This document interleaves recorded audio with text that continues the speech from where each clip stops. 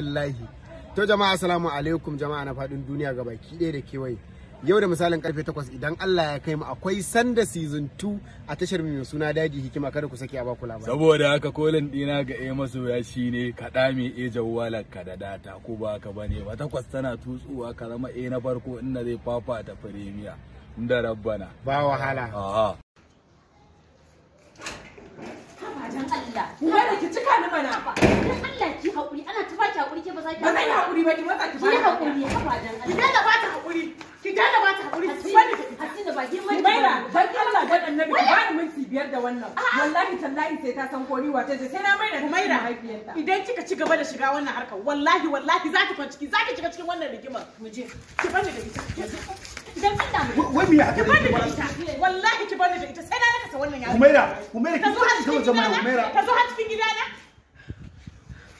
Abinda kike baki kyautawa, abinda kike baki kyautawa.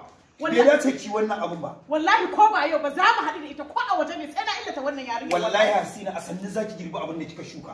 Wai yake son yana ta baki hakuri ba jaji ne wai. Ba zan hakura ba kai abin da za ka yi ba zan hakura ba.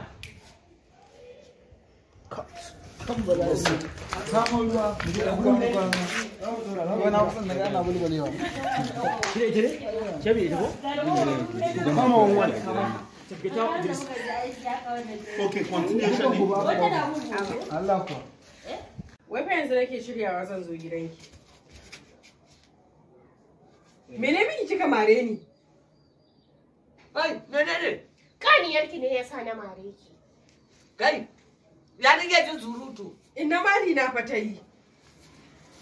Marin ki dai. Gara da ta mare ki.